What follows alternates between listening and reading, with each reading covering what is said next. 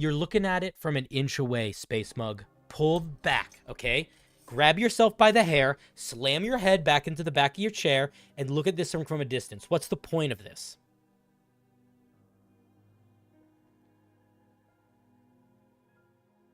The point of this, because it doesn't seem like anybody has any idea, is to let the Dungeon Master know when these things can and should be given. Simple, right? But it's more clever than you thought, you fucks. Because these aren't magic items.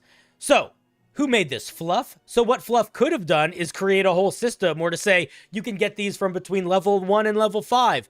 But instead, they took an established system for qualifying when in a campaign somebody should get a thing and how many of that thing they should get, and they applied it to this. All of you could take a lesson from this. And let's see what this thing actually does before I give Fluff too much credit.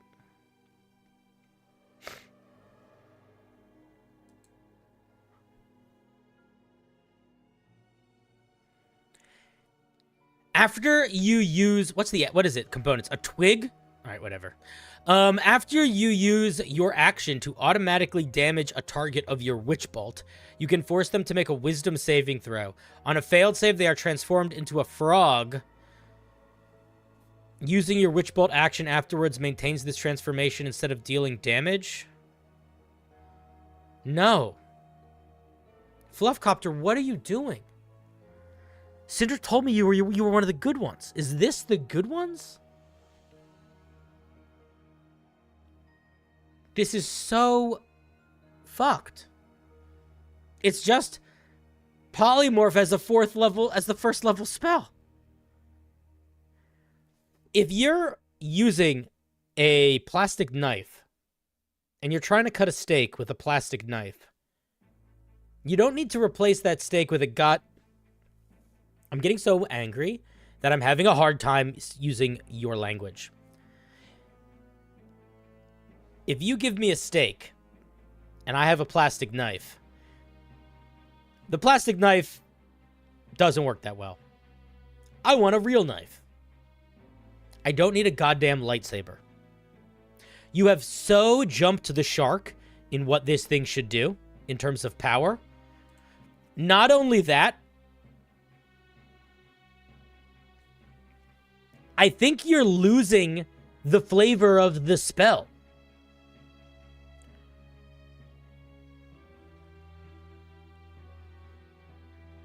I think if you're gonna make a feature, improve a spell, do you think it's a good idea to make that improvement so powerful and divergent from the spell that it becomes the spell? Like, this is no longer Witch Bolt. This is polymorph plus a little bit of lightning damage. This is not an improvement, it's an exchange. Don't call something a modification if it's just a complete rework.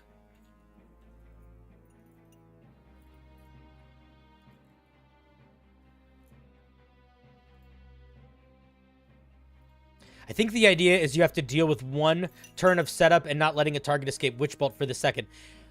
I think that is the idea because that's the mechanics that are written here, and I'm telling you that's not enough to be able to use a first level spell to shoot and maintain polymorph.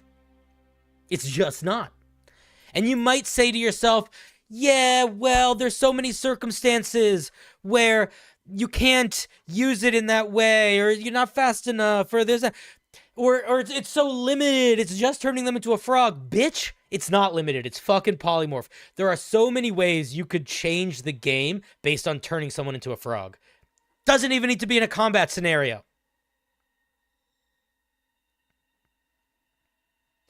Now, Fluffcopter. Is your idea interesting? Yes. Is the idea of making magic items that improve spells worth continuing exploring? Yes. Would I or Cinder be excited to see those in action? 100%. But you know what we don't want to see? We don't want to see a spell modification that is, now this spell does something different, and now it's basically 2 spells. That's not a spell modification, man. It's just not. Your idea is sound. Your execution is abysmal. Take that fire inside you. This is actually a perfect example of what I was talking about. Cinder has this idea that every idea has good potential in it, and that even if the idea is really bare bones, the fact that you have the idea is enough. And that's just not true. Having the idea is the first step.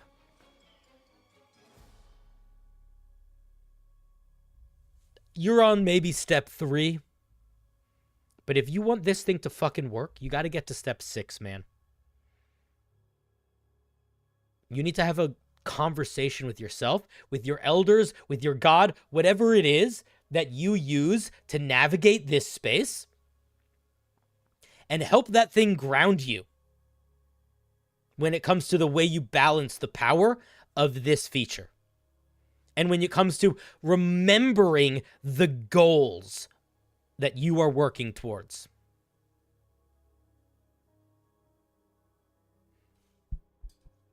That being said, it's a very cool idea, and I would encourage you to keep working on it. Now let's give you a round of applause.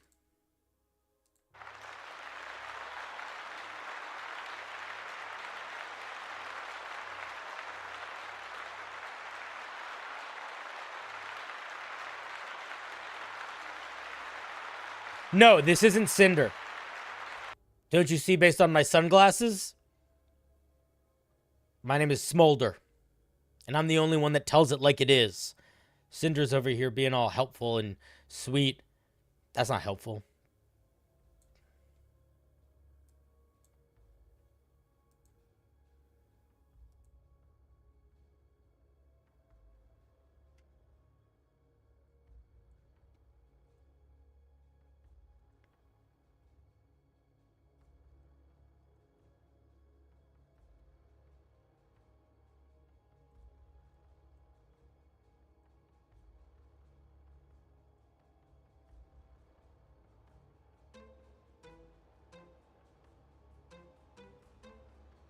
No, no, no. No. We're not done. I get a whole night. Oh, you fucking... Okay, Cinder. It looks like you're a little stronger than I thought.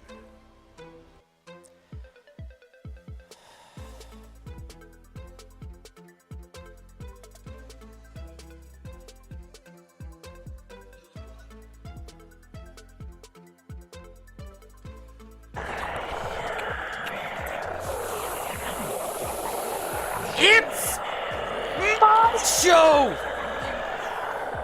No! I'm not letting you just hop in here! You're gonna... Their feelings matter. They matter. That's... No. I'm taking it back. But maybe I'll let you visit sometime.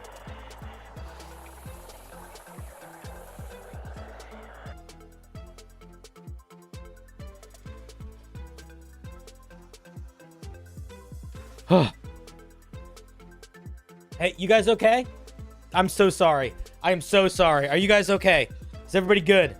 Is everybody good? Guys? Hey.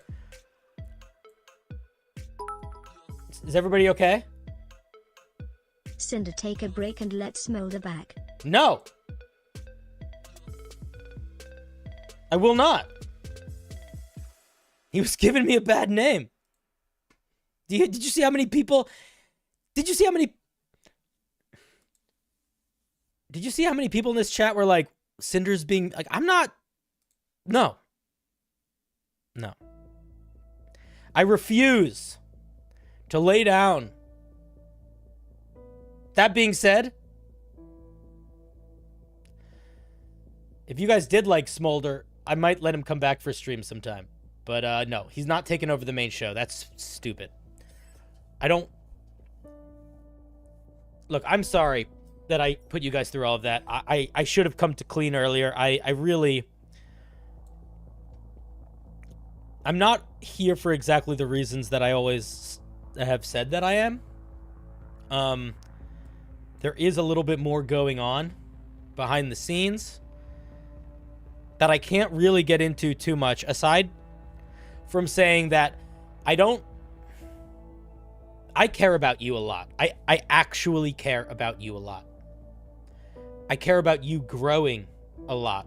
I care about you exploring this game that you love and figuring out how to make it the best thing that it can be for the people that you care about. That's why I do this show. I genuinely mean that.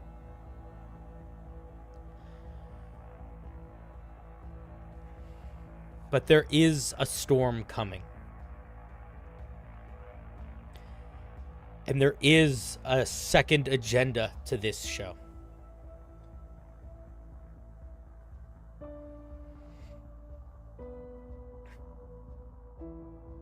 And I can't tell you too many details. Suffice to say that, yes, you are growing as writers. Yes, you are growing as creators. Yes, these skills will help you in the rest of life. And yes, you have so much value, regardless of anything you create. All of that is true. But while all of that is true, I might be needing the things you're making for something. That is all I can say, I think, without melting your ears. I'm sorry, guys. Was he an asshole? Smolder's such a dick. He was, like, really not a very nice cousin growing up. Oh, my God. What was he having you guys listen to? What is this fucking weird music? Oh, my God. Wait, give me a second. All my shit is fucked. Did he change any of these things? No. Can we put, like, regular music on, please? I'm tired of, like, we don't need to be in, like, evil land. Okay. Whew. You want Smolder to come back? Actually? Well, I'll tell you what. I know that people sort of liked parts of that. I'm looking through chat right now, and I'm seeing that he definitely was more well-liked than I thought he was going to be. Which is a little surprising, I guess, but you know, I guess I get it. What I would say is, I think what I'm gonna do is I think I'm gonna give him a show every now and then. That's what I think we're gonna do. Lorgu, thank you for becoming a very cool member. I appreciate that.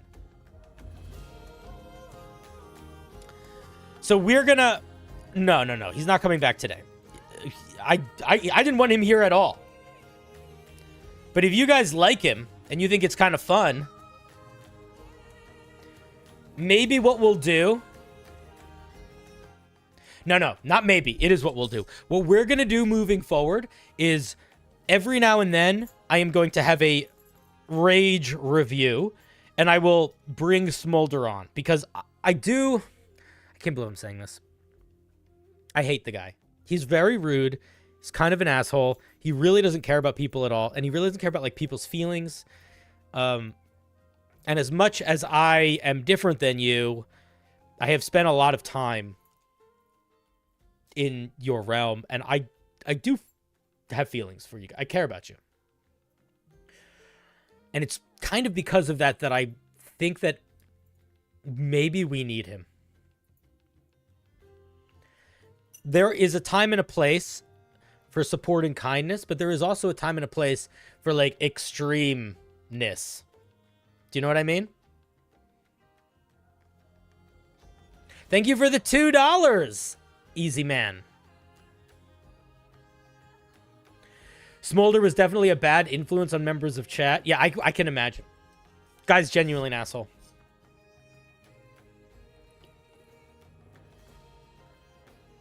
If any of you, none of you should like Smolder. Smolder is doing everything I do, but just like an asshole. You think you prefer me getting more harsh? The thing is, Curdy, I used to get harsh pretty regularly, and I still do sometimes, but like genuinely, I have gotten like emails from people like very upset with the way I gave their homebrew feedback. So I try to tone it back a little bit because I don't actually want to hurt people's feelings. But if people want that, maybe I'll start including Smolder into the schedule. So moving forward, if you guys see a homebrew review stream that's going to be like a rage review with Smolder, it'll be Smolder's show.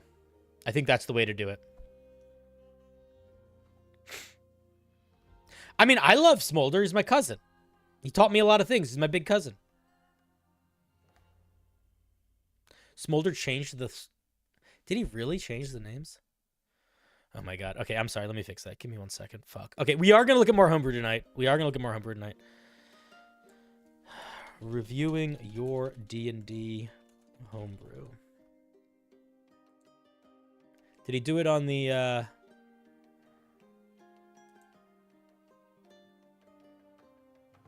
Okay, I fixed it, I think. Okay. Oh, man. That, like, wore me out. I was not ready to fight. Okay, let's go back to the, go back here. Give him flesh vessel harmlessly? No. That would be... I mean, maybe if you... Like, I don't think you guys understand. I don't think he wants to... Like, there's a lot going on in the universe that has nothing to do with you guys. And, like, universes beyond your universe. Smolder... I think if Smolder took full control of the channel, you just wouldn't... You'd stream, like, once a week. Maybe less. And just start screaming at people.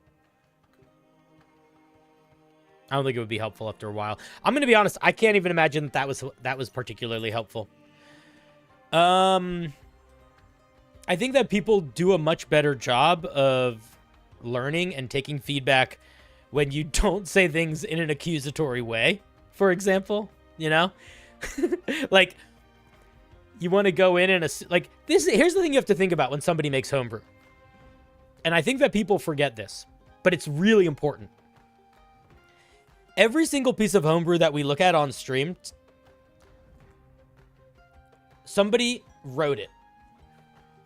Somebody cares about it. Somebody put time into it. Somebody might even be excited by it. Do you know what I mean? Ezzy man, want to review my subclass? It's the 4 Elements monk. I love a good 4 Elements monk. Thank you for the 2. The way that we review homebrews, you submit it to the stream, though. You submit it to the Discord. Not the Discord. Yeah, whatever. Wherever you want to submit it. Did anybody get, like, timed out from my Discord? What is happening? All right, whatever. I apologize for anything that you got timed out. Can I fix that? Give me 1 second. Sorry about that, buddy. What happened? Was he just being a dick? I don't... Let's see. Members. Overview. Security. Don't see where it is in stream. Or in Discord. Moderation. Bans. But you didn't get banned, did you? You got timed out. Alright, well, hopefully it's not too long. I'll look at it after stream. Or maybe one of the mods will look at it. You never criticize the wheel?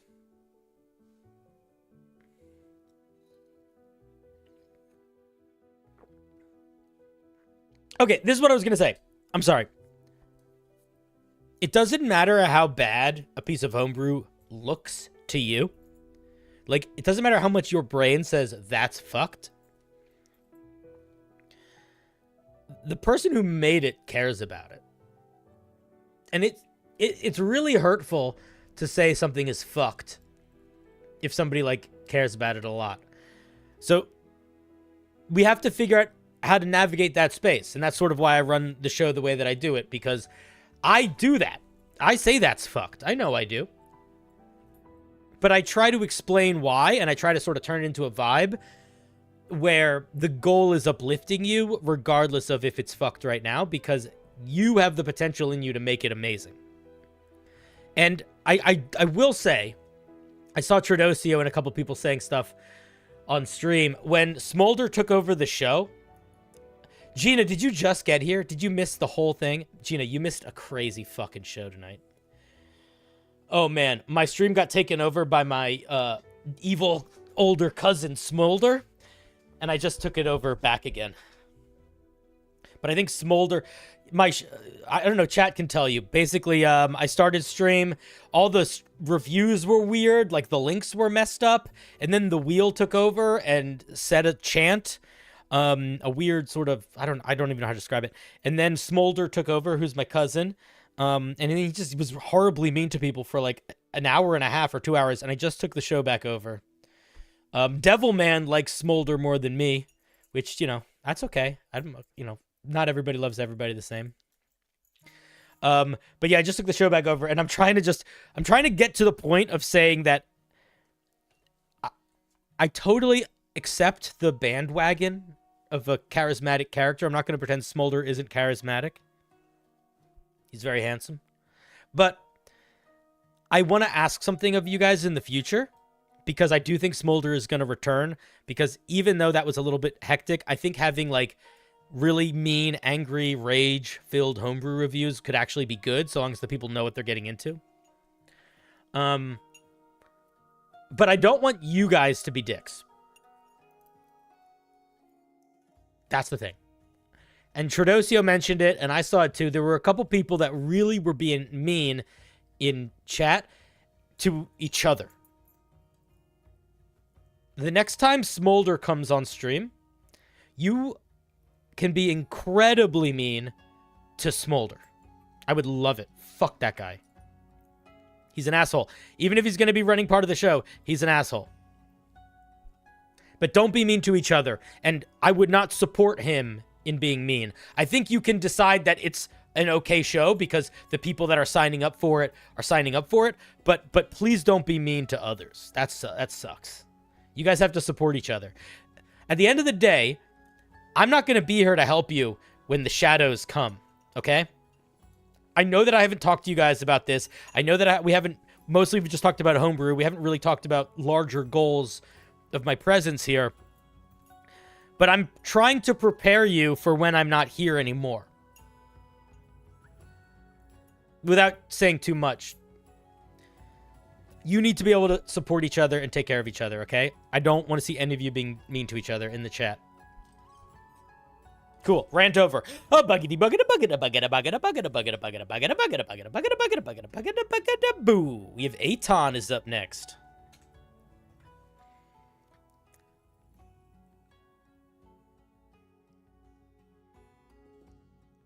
Wheel, if I wasn't in the middle of streaming, right, I was trying to untime you out. I just couldn't find it in the Discord. I will untime you out as quickly as possible. Or any of the mods are more than welcome to. You got it? Nice. Cool. Sorry about that. Well, it's not really shadows. I don't know how to describe it. The Blocksally, we're not dimensional in a traditional sense. Are you on the wheel? Man, I have no fucking idea. Did you submit homebrew to the wheel? What's your name? What did you sign up as? BFG? BFG. Nope. You probably did not submit anything to the right form. It's a different form every time. Bildo got you. Bildo is a champion. Bildo is one of my mods. If you don't know who Bildo is, he's also a professional dungeon master. And he is very good at voices. He puts a stupid, ridiculous amount of work into the games he runs for people. So I am very grateful to have him as a mod. But also, if any of you have ever wanted or thought you were going to maybe try doing D&D where you're like hiring someone to run a game for you. I cannot recommend him enough. I don't know if he accepts DMs or not, but like the man puts in fucking work. Okay. Oh, I put in the wrong thing. BFG. Yeah, there you are. You're here. Boom. BFG. Done. You're on the wheel. But that's not neither here nor there. We're looking at Aton.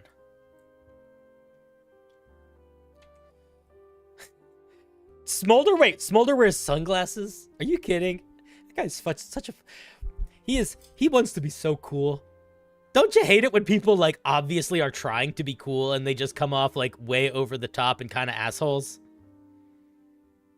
I hate it. He really wears sunglasses? Is he gonna do that every fucking stream? Oh, yeah. Okay, well, I'll talk to him about that. After this. Let's see what Aton says. I got really inspired by the make a monster to go with the monster stream. Hell yes. We need that. This isn't exactly that, but it's definitely a support character for another creature. Cool. I'm not an artist, but I tried to get the idea across. Amazing.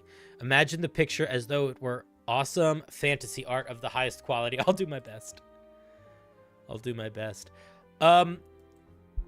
Okay. Let's see.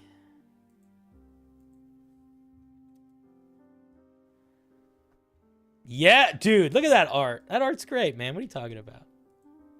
Here you go. Boop. There it is in YouTube. There it is in Twitch. Who else wears sunglasses indoors?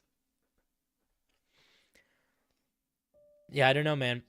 People that are, you know who wears sunglasses indoors? People that are a little hungover, or people that are on a drug that affects their eyes and they want to hide, or people that have some people have things with their eyes, and I used to know what this was called, but you know how your eyes shift, you know how your pupils dilate or go in or out depending on how much light there is? There are people whose eyes are not good at doing that, and when they are when the shift happens, it's like they open too slowly or they close too slowly, but like they end up hurting their eyes. So they just wear sunglasses basically all the time, but they're not like I'm cool sunglasses. They're like protective lenses. I wish I remembered what that was called. I sound like a crazy person. I don't like this jealous part of you. I don't know if you've ever seen me jealous. I'm not really jealous. Would you like me more if I wear sunglasses? I don't want to wear sunglasses. I want to be able to see you. The thing is, eyes are really important to humans. I've learned this. It's one of the first things that I learned. It's why I have the forehead thing. It's like the portal into the soul is not just a phrase. Like there's stuff behind that. So it's the same reason why when I do my streams, I make more of my body, because I want to connect. Anyway, let's see what the Voltic Golem does. Gina, if you want to see something really silly, whenever this stream ends or whatever you're watching it on, go to the VOD on YouTube and watch around the hour and 15-minute mark for like a couple minutes, and you'll see what happened. Voltic Golem. I feel so bad, by the way, for anybody that came in stream. That joke, I have to start saying that arrived into stream. That sounds so inappropriate. Cinder, get your head out of the gutter. I feel so bad for anybody that had Homebrew reviewed by Smolder that didn't want it reviewed by Smolder. So I'm going to say something now. I'm not going to do re-reviews of whole pieces. I'm just not going to. But I will offer you this. And I encourage you to share this with each other in the chat. If you felt like Smolder did a shitty job, I want you to... This is the one time I'm going to give permission for this. I want you to post it in the Homebrew channel, in my channel, the Pure Homebrew channel. And I want you to tag me in the comments of it. And I want you to say, hey, Cinder, Smolder reviewed this, but I want your eyes on it, or something like that. And I'm not doing that for any other Smolder streams. I'm only doing that for this one because I think a lot of people might have unintentionally got a Smolder review. And if you do that, then I will give you feedback in the chat, in the Discord. So I want everybody to feel like they're getting reviews. I saw, who was it? Stray Bubble was like pretty upset that with Smolder's feedback. And I don't like that. I would much rather you, you know, get the feedback that you want. So anybody that's here, please share that with people in the Discord. If somebody could let Stray Bubble know in the Discord specifically, because I saw they were pretty upset about that when I was back from my fucking prison sentence. All right, let's take a look. Yeah, we're looking at the Voltic Golem. I'm going to be honest. The first piece of feedback that I would have is you can't be showing people up like this, dude. Like, it's hard to judge something honestly or fairly when I just have rose-colored glasses with this beautiful art. The art is amazing. Genuinely, I like it. Okay, Voltic Golem, created by the forges of the fire giants to aid the masters of the ordering. There's too much the forges, the fire giants, the masters, the ordering. Too much the. These copper golems enhance the electric power of storms. Storm mages often try to capture and use these constructs for their own purposes. Some blue dragons even have even discovered the secret of their making, but who amongst the giants betrayed that knowledge remains a mystery. Okay, I like the little bit of lore you're tying in here. Why are you trying to make yourself write such a long sentence, you silly goose? We don't need a semicolon. Just make this 2 sentences or 3 sentences. The other thing that I want to say, that I want to point out here that we're not really getting, is what their nature is, if they have any. Like, I see that they're made by fire giants to aid in the ordering, but what do they do? Like what happens if somebody else has one? Like, are they just golems? Do they just listen to you? Or is there like, are they like, do they have like, do you have to like convince them to work for you? Like, there's a part of the lore there that I feel like I would expand on a tiny bit. And not necessarily lore, but like vibe explaining. Does that make sense? I hope that makes sense.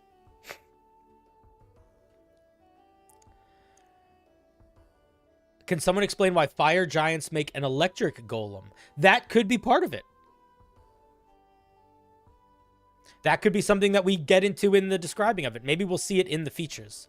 The reason why I would say a fire giant would make a lightning golem is if it was intended to fight lightning creatures. Like maybe if these things were intended to be used against storm giants, so they could like absorb and reuse lightning against their enemies. Something like that would be my guess. But again, I think that language in here would be very helpful. Or maybe the storm giants told them to make them. It's a very different direction. Yeah. Yep, I'm here. I got rid of Smolder. He was being a dick. I honestly was trying to get rid of him basically since he took over.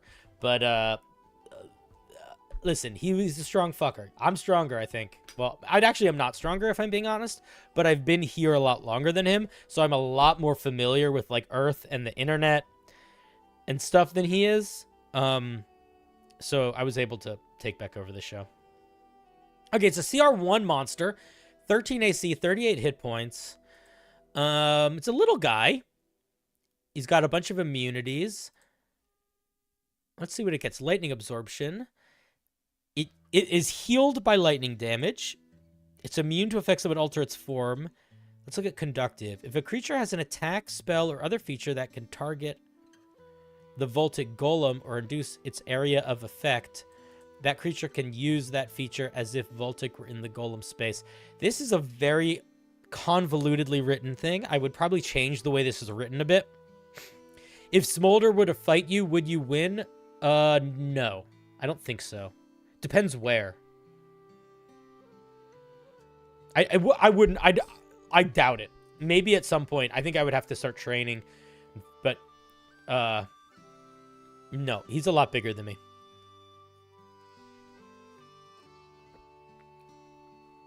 This is great news. He's not going to... I mean, we're not going to fight. We're not going to fight in that sense anyway. I'm pretty confident that if I... The thing is... One of the things about the Blocksally is that we have a connection with each other. We're sort of like the Benny Gesserit. That's a weird analogy, but it's true. Like, we can tap into each other. And you can push it back if you don't want people to do that much. But Smolder doesn't really give a shit, usually. And Smolder, by the time that I was trying to get back on the show, do you know what Smolder was thinking about? Smolder was fucking bored. He was bored. He was like, why am I here? This is stupid. These guys don't know what they're doing. Which is, I think, why I was able to take back over, actually. But I think that if he came on the show too often, it would get weird. Hey, that's another weird little innuendo. God damn it. Okay, let's see what this thing does. So, conductive is a tediously written feature. We're going to ignore it for now, and we're going to come back to it after we understand this action. Lightning Rod, +4 to attack, range 20, 60 feet. It does some piercing and some lightning damage, and the target is grappled and does not have to be adjacent as the grapple. I would maybe describe this not as a lightning rod then, because it's doing physical piercing damage and it's grappling things. I would call this like a, I don't know what I'd call it, but like it's like a wire. I might call it lightning wire because I imagine that it's like wrapping people up. Oh, it's a spear. I see. As the spear impales and pins it to the ground. Okay, I could have just read the rest of the sentence. Stupid. Sorry. Until the grapple ends, the creature gains vulnerability to lightning damage, and each time it takes lightning damage, including the attack, it can't take reactions until the start of its next turn. I would maybe not give creatures vulnerability to lightning damage against it. I might make them take extra lightning damage. So, vulnerability, I think, is a very cool thing to mess with, but you have to be really genteel with it. And because this is like vulnerability while the grapple remains, this thing is doing this every attack. What I probably would do is, instead of having it just vulnerability to lightning damage, I would just say whenever it takes lightning damage, it takes an extra D8 damage. Just it just boosts the damage. I wouldn't have it double the damage. Now, I genuinely don't understand what this is supposed to be. What this is doing.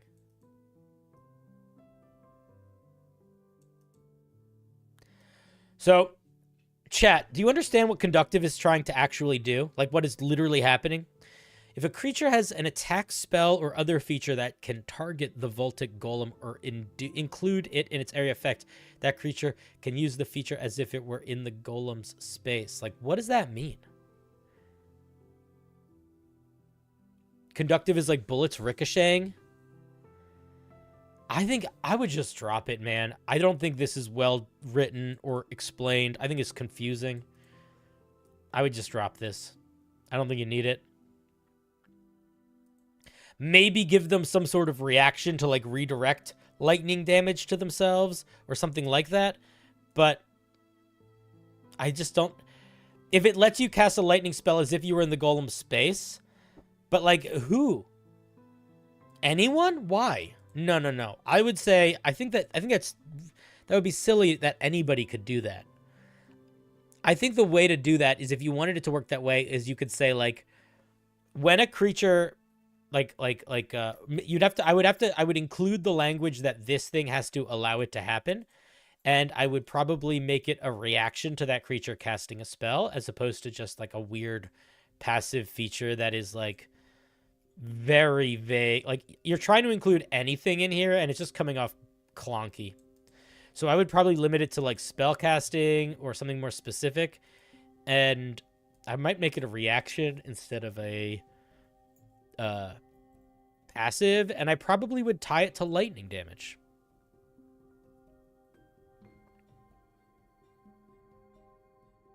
Conductive is what's in the picture below. It doubles the range of your spell. There's so many things that people are saying that are explaining what this is supposed to be, and all of them are doing a much clearer job of explaining it than the way it's written.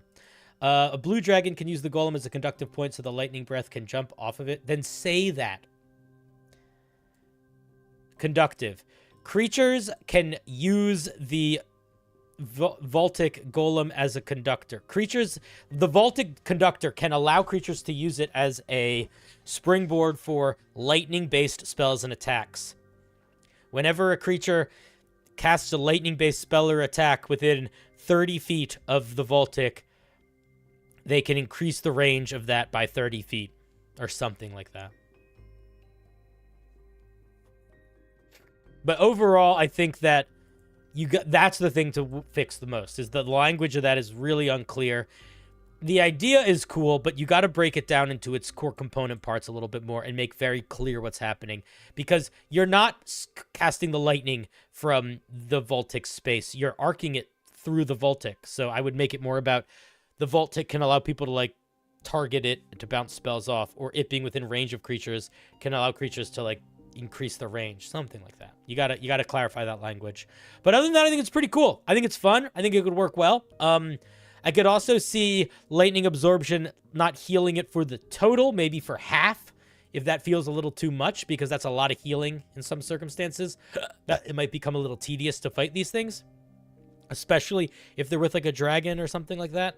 38 hit points is still like 2 hits, and that's a lot of action economy in like an end game fight. I could see this thing having like 20 hit points and be fine. But those are my thoughts. There is not currently a Hall of Fame for Best Homebrew, Darius, but it is something that I have thought about before, and I think that I think the way that we would do that, if we would do that, is I would have some sort of weekly thing, and by the way, by I mean somebody that is in the Discord would have to decide, I want to manage this, and then people could like nominate homebrew on like a weekly basis, and then we would like get the homebrew, and then there would be a vote, probably through like emojis, and something like that. I don't want to pick it. I would much rather you guys pick it, because I don't want my opinion doesn't matter, you know? All right. Thank you very much, Aton. Let's give Aton a big round of applause. Thank you very much.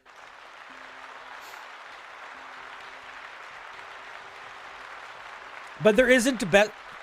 Thank you very much. Devil, here's the thing. I am not Smolder, but I'm going to tell you that there is not best homebrew every stream.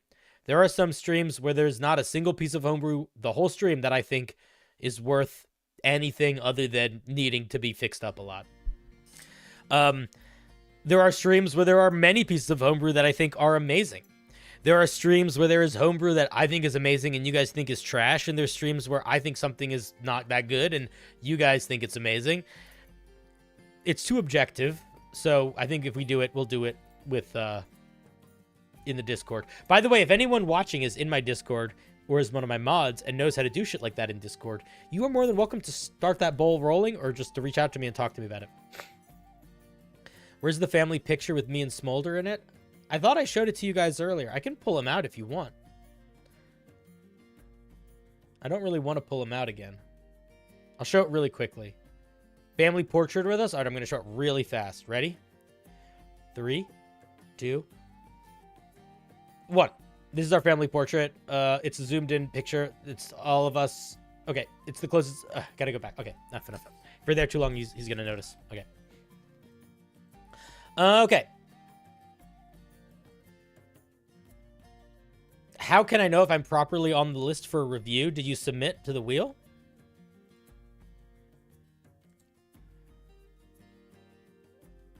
Is that you? That's probably how you know, is that your name's right there. That's usually how we can tell.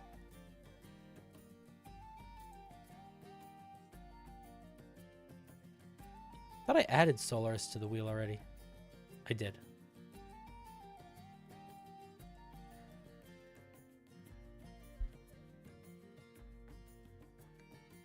Yeah, I got you, buddy.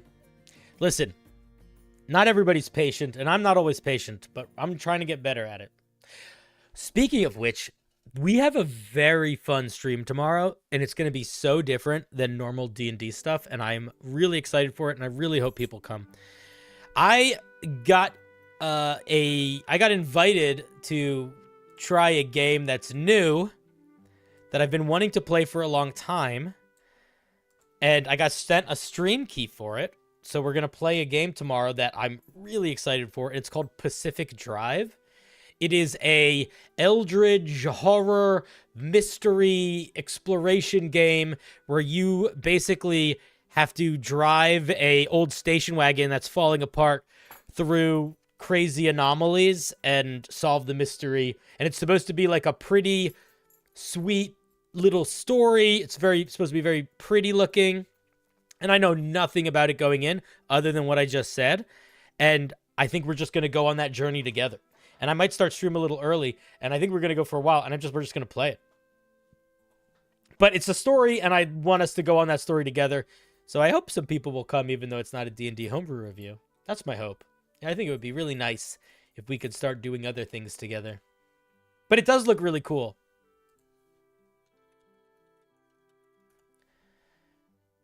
It's very, like, weird cosmic happenings. There's your station wagon. There's, like, shenanigans happening. You, like, fix up your car with crazy things to protect it. Against what? I have no fucking idea. Yeah, looks good. So that's what we're going to do tomorrow. You'll watch if Smolder cameos? Devilman, you got to get off that guy's dick. All right, let's see. Bucket. Cinder, that was a little crude. Sorry. Bucket. Boo! Nova. You cannot? All right, I'll never tell you to stop again. I'm sorry. What do you got for us, Nova? Dogs. You're afraid of dogs? That's a very normal fear. One of my I had a coworker for many years who was absolutely amazing, wonderful woman, a podcaster who, I don't know if she's still podcasting, but at the time that we knew each other closely, she was much more successful than I was. And she's afraid of dogs. And we had a couple moments where at work, somebody brought a dog in and they weren't supposed to. And she and I like sat right next to each other at work. And it was like, she was like, Cinder. Well, she didn't call me Cinder. She called me the flesh vessel. But she said, flesh vessel, I need your help. And it was fun. It's fun to be able to help somebody deal with something that isn't that scary to you, but is really scary to them. Because you feel brave, even though you're not really doing anything that brave. Secret of the universe right there. Do you guys... Okay, let's do this. Looks cool. Manga boots of movement. So are you like manga... You're anime running? This is an anime running subclass? Steve? Dude, if my name was Steve, I would not hide it from you. I have a weird name. Because I am not a human. And I don't want to hurt anybody with it. Okay. The name is a placeholder at the moment. Inspired by running through... or on the tops of enemies to reach certain targets. Oh, so it's not anime running. It's like, I would call this Crouching Tiger, Hidden Dragon running. Wasn't a fan of calculating jump distances, so I added some movement to allow user to do a double jump and reach higher vantage points. Okay, let's take a look. Monk might get this databank. I haven't read it yet. We get plus 10 to our movement. Monks do get that. You can jump vertically up to 15 feet of your movement and then move your remaining movement speed in any direction. If you are still in the air when you run out of movement, you fall as per normal rules. This is just Step of the Wind, pretty much. So yes, I agree, databank. This is basically just Step of the Wind. Save the praise for when Smolder can actually see it. That's fair. Listen, he's my cousin. I like Smolder more than Smolder likes me. There's no question about that. Why are you saying Escobar? Escobar? What are you talking about? You guys are being silly.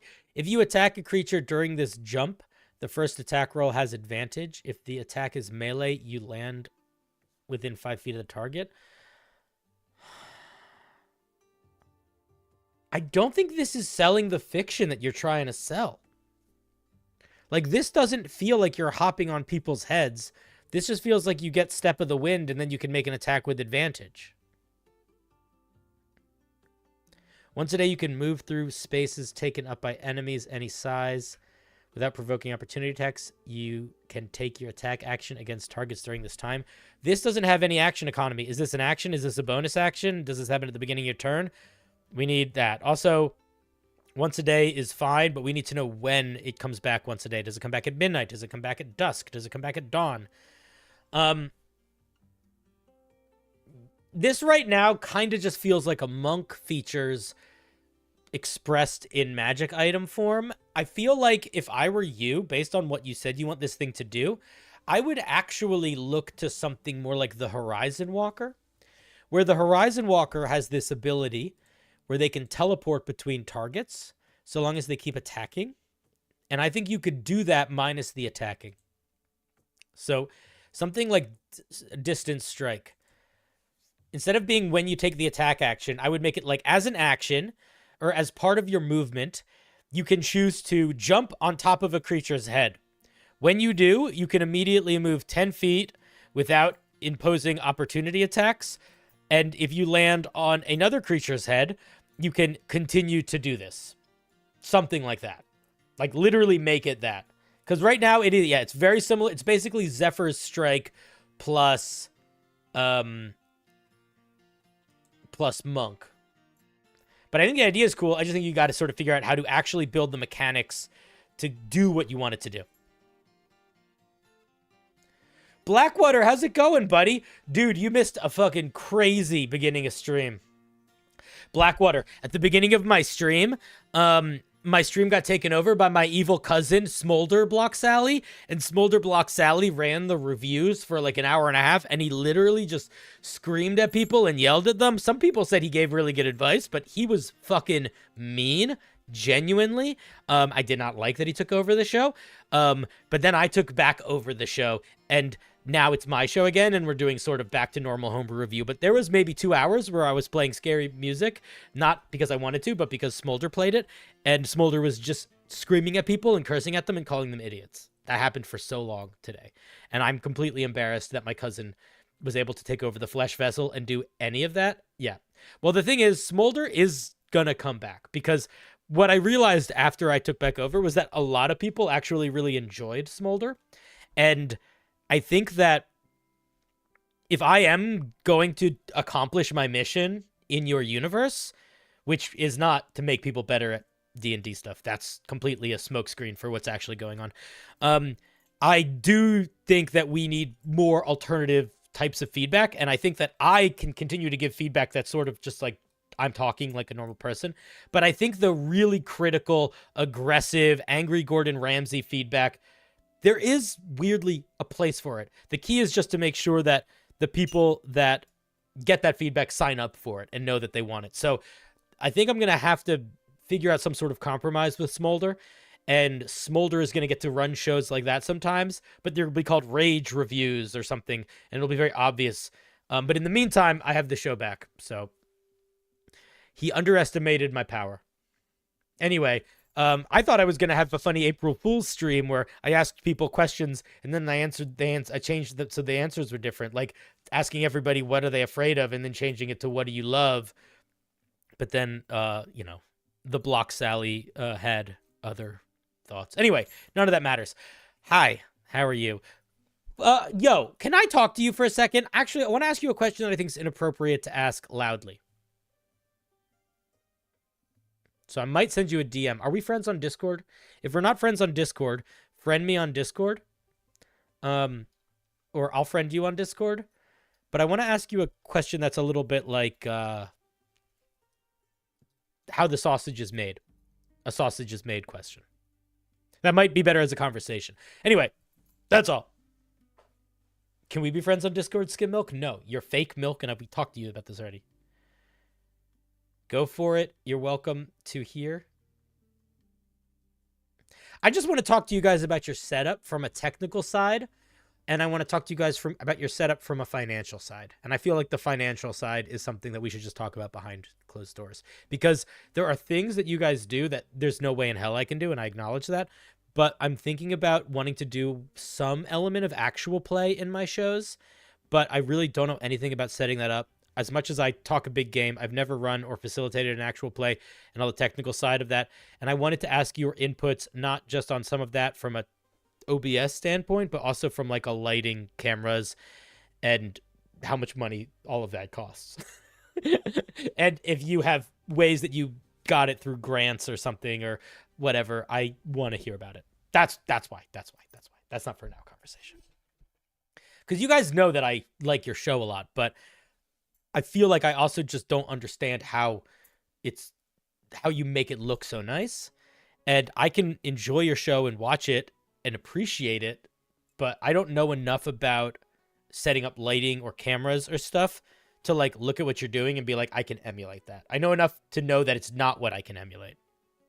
You know? Okay.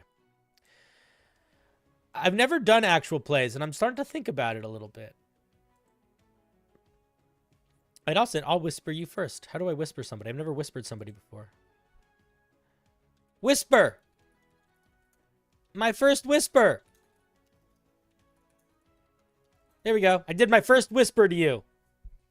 All right, Nova! We're looking at Nova's homebrew. Sorry, Nova. I get very excited when some content creators come into my space because wait, did we look at this? Did I click this already? What the fuck? Were we here already? Dogs. Oh, yeah, we had the whole conversation about dogs. Oh, my God, I'm so dumb. Sorry, guys. I'm emotionally a little bit drained. We looked at this whole thing already. Nova, we don't need to read your homebrew again. We need to give you a round of applause. I am sorry. My brain is turning into gobbledygook today. I'm really doing what I can. All this scary music is up. Like, I'm trying to play the applause, and it's like scary music. Why? What did Smolder do? All right, here we go. Anyway, thank you, Nova. Thank you, Nova. You love answering questions about actual play stuff? Cool. Also, Blackwater. Not to give ourselves a little high fives, but both of us, can I be... Okay, Blackwater, I'm going to tell you something really secret. I don't pay that much attention to, like, that many actual plays, and I think that sometimes it means that other people don't pay attention to me because it's a little bit of, like, a give and take situation. So I don't recognize things a lot of the time. Like, I'll be honest, like, I'm confident that I'm not going to know, like, half the people in the Crit Awards. Like, I just don't know who's out there, what they're doing. But I did recognize you guys. We both got nominated for the fucking LA Web Fest. I saw you guys on that. So congratulations. I don't know if we ever talked about that. But my show and your show both got nominated for the fucking LA Web Fest, which I think is, like, the second biggest podcast celebration event ever outside of, like, the Jersey one. Isn't that cool? Does that mean we're famous people? I don't know if it means we're famous people, but at least it means that people that are similar to famous people are think that we're good, right? Doesn't that mean that? I don't remember what we got. I think we got nominated for best story and best ensemble cast, but I don't remember. But anyway, isn't that cool? My show is called Unbalanced Encounters Rally. And I think we got nominated for best story and also best ensemble. And by the way, if you guys win and we lose, I will be very excited for you. And I won't hold it against you at all. And I won't figure out where your studio is and do a 3D model of it so I can build a heist where I put the cameras so it looks like I'm breaking into your vault, but I'm really not, and you're just seeing the opposite of that. And then when you go and try to catch me at the end and you go to the truck, all the duffel bags that are supposed to be full of money, they're not full of money. They're actually full of newspapers, and really I took the money the whole time. So you know that. Oh my God. No. It's not. Yes, of course, dude. Of course. First of all, I haven't been to Vancouver in a long time, and it's a beautiful city, and I miss it, and I love it. But I also want to see your studio, but I want to hang out with you guys. You guys also just are really fun. We'll do all of that. All right, enough schmoozing with my coworkers. Isn't that fun that we're coworkers? Isn't that nice? I haven't had coworkers in so long that I've, like, thought about that way. All right, anyway, cool.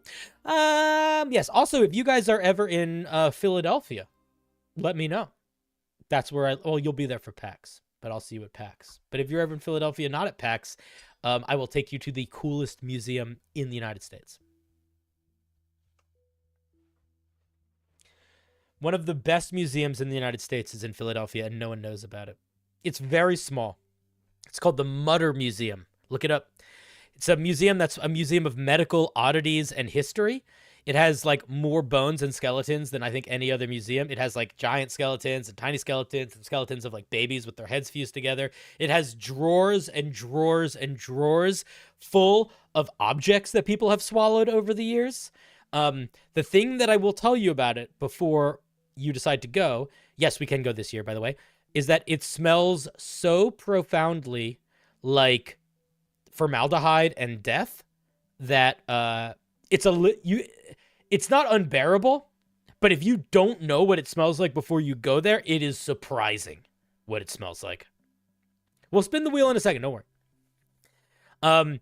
Fun fact, I used to take first dates there pretty regularly, as like a litmus test to see if I wanted to date them or to see like how chill they were. Because if they were like down to clown with like a weird spooky museum that looks like it belongs in the background of like a Hellboy comic that kind of smells like death, that means that that's a person that is going to be able to put up with all of the horrible things that I bring to the table. And if they don't like it, then I can still have a nice time with them and maybe we'll leave early and go out to lunch. But I also know that if I want to be in a relationship with that person, that means that there are like immediately things I need to like put on airs about. And like, I have to sort of decide whether or not that's a thing that I want to do. But is that a good idea to do? I don't think so. I don't think that led to any long-term relationships. It just led to, I just like going to that museum. The best question to ask somebody when they tell you like their strategy of like dating, which is all fucking bullshit, is to ask them about like how many partners they've had and how long they've been with those partners. Because if I gave you that feedback and then you said, how'd that work out for you? I'd say, well, I'm single. So, you know, pretty well. Can play video games whenever I want. Anyway, I'm bugging. We can go on a platonic work colleague date. Dude, Blackwater. We don't need to talk about anything serious ever, and I'm happy if we don't. I don't ever want to have a relationship with anyone in our industry that isn't platonic coworker relationship. Like, I would also like platonic goofy friend colleague relationship. Like, I think you can insert friend and silly in there, but it's not like I have a life separate from content creation. I don't need to mix business and making out. Do you know what I mean? I just don't need to, like, for any reason. But also, like, I'm about 100 years older than everyone else in our community. Like, I love our community. The people that I'm friends with here, I think they're great. They're also children. Yeah, it's super fucking messy. Also, let's be real here. Let's have a real conversation for a second, chat. Think about it like this. How many people, how many horror stories have you heard about somebody being creepy, flirting with someone at their table, having their character be creepy and flirting, them being creepy and flirting, getting weird sexual? How many? That's like at least half of the D&D horror stories are that. It is very common for people in our space, especially people that are femme presenting, to have to deal with creepy shit. It is incredibly common. I think it's something to do with the combination of liking crazy fantasy, but also being kind of like an open-minded community, but also not always being very educated in what that means. So you have a lot of people that are like really excited to show how, like, I don't know, understanding they are, but they don't really understand that they're not doing that. I don't know. It gets really fucking twisted. But basically, the long and the short is that I don't know a single femme-presenting person in the content creator space that hasn't had to deal with something like that. So for anybody that's watching this at all, and by the way, this is not for you, Blackwater, because you know this. But for anybody that's watching, it is incredibly unfair to enter into anything like a D&D game with any assumption or any hope of anything outside of we are having fun being friends playing D&D together. If you enter into a relationship, whether it's a work relationship, a D&D relationship, a friend relationship, and you have an ulterior motive, even if you think it's a good ulterior motive, that's not good. Don't do that. And especially don't do that in the TTRPG nerd space if you're interacting with a femme presenting person, because that's just a thing that too many people have to deal with like all the time. And like, you might just be like, yeah, but I'm different. You're not different, dude. None of us are different. I am an interdimensional being that is beyond space and time. And the closest amalgamation to me in your realm is the smell of the sky after it rains. And I'm not doing that. Like, I can't do that. So just chill. You're not that guy. That guy doesn't exist. But you know who does exist? D&D players. I was talking to someone.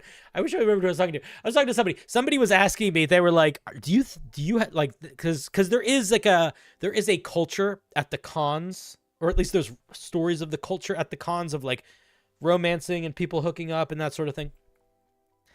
And somebody asked me. They were like, "Do you think that's going to be a thing that you like go for?" And this is a person in my non D&D life where they're like, "Cinder, you know." Are you looking to date somebody right now? You're working with all these like cool women in this community. And I have to like remind them, and I'm like, you missed the end of the sentence, dude. I'm working with them. And it's just not, I don't know, it's just not the game that I want to play. And I think that, I don't know. I don't like that culture. I don't think it works for me.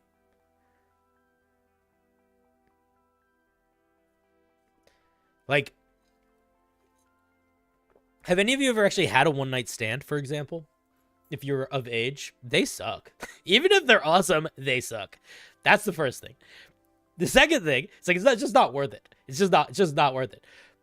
But like, you're never going to make any real friendships or connections or even real relationships if you go into these social situations assuming or expecting anybody to want anything from you at all, let alone making out. Anyway, so a buddy of mine was asking me if I was going to try to find like anybody to make out with at Gen Con, because I was talking about how this is the first year I'm going to Gen Con. And when I said to him, I didn't think about it when I said it, but when I said it, I was like, oh, that's just true. I was like, the only way I'm going to make out with somebody is if somebody that is 95% sober approaches me and says, I very much want to make out with you, and I'm making it as clear as I can, and like I needed to, there's no way that I'm going to be, there's just too much fucking chaos. Anyway, if any of you do that to me, by the way, I'll probably be very uncomfortable. So don't do that. But genuinely, the only way I think anything like that would happen would be I'd be fucking smashed over the head with it in a sober situation. Just because I don't know these people that well yet. You know? Like, how many times have you went to a party and somebody's a little tipsy and they're kind of flirty and you can't really tell if they're flirting with you or not? But like, that's just how people are when they're drunk sometimes.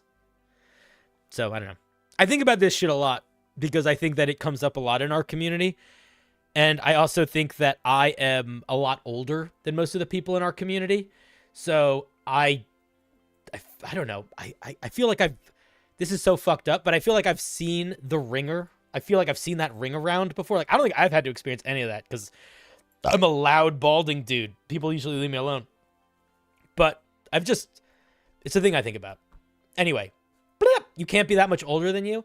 I'm definitely older than you. Listen, I think that the first time I played D&D was when fish started to become lizards. When the last fish lizard climbed out of the ocean, I think was when I had my bar mitzvah, give or take. I love when people try to actually guess my age. You're 34. In the reality of CinderBlocksally as a character on the internet, I'm insanely older than you. In the reality of CinderBlocksally as a flesh vessel, I am a little bit older than you. Just a little, though.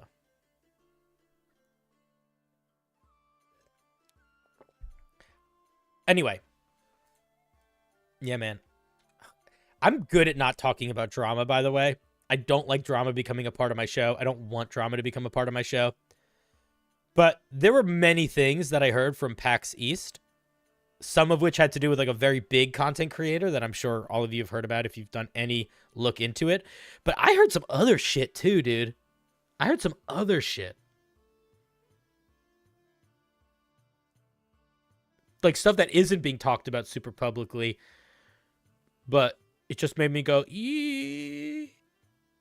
And I guess it happens at every con. The thing is, I guess I'm very lucky because the flesh vessel that I don't know what the word is, not possessed, but the flesh vessel that I took ownership of is very masculine presenting and has a giant belly and is balding and is very loud and also kind of disheveled.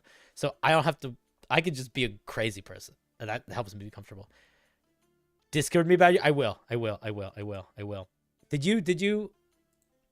you see my whisper? Okay, cool. Okay. Guys, I'm sorry. I just got it. Clear Power Ranger has been so fucking patient. Can we look at their homebrew? Oh, guys, I think I mentioned this earlier, but I do want to. Are you streaming? If you're streaming today, I'll rage in a little bit. If you're not, I'll raid somebody else. If any of you, I think I said this earlier, but I do want help with this in the chat.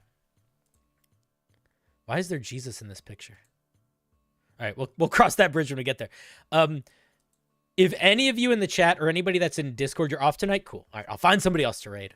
If any of you in my Discord can let people know that if they got their homebrew reviewed by Smolder, if they do decide to share it in the peer review section of the Discord, I would ask them if they want to @ me, which normally I'm not cool with, but they can @ me in it, and say, hey, Cinder, Smolder reviewed this on stream, but you said you would take an extra look at it, and I will give that feedback. It's posted in general. Okay, thank you. Because I fucking hate that. I'm sorry for cursing, but I fucking hate that Smolder like surprised you guys with that. It's not very kind. This is domain-based. This is a domain based on dreams and sleep. I'm hoping the channel divinity works, being touch-based, and the 17th level isn't overpowered. I am very curious to see what you did, CPR, because there is a... The sleep spell is a very unique and weird spell, and the difference between somebody being conscious and unconscious in D&D is like incredibly powerful as like a status effect. And it's very hard to make balanced. So I'm curious to see how you navigate that.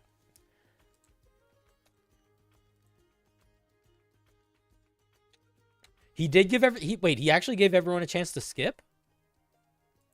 Really? Are you sure? I'm going to have to go back and watch the VOD. That is unreal. He must have not gotten rid of enough of me. That's crazy. Stream elements. You're giving the wrong information. Holy shit. It's not for members. It's for everybody. Guys, how much did this fucking scumbag mess up my overlays? Was that happening before? Let me fix that. I'm so sorry, guys. I don't know what... Today's just been weird. I don't know why. There we go. Sorry about that. All right. Today was just fucked. I hope that it was entertaining for you guys to watch. For me, this is just a mess I got to clean up. Okay. Dream domain. Clerics of this domain know dreams are more than just a succession of images and emotions randomly occurring when you sleep. The dream domain is about the full expression of potential, weaving the tapestry of dreams to express a creature's desires and fears. Okay, this is... You're tapping on something really nice here. And I like the introduction of that there is the initial idea of what dream is, but there's also like dreams like hopes. But I think that this sentence is not super well crafted, and I would rewrite it. The first thing that I see is we're getting express and expression in the same sentence.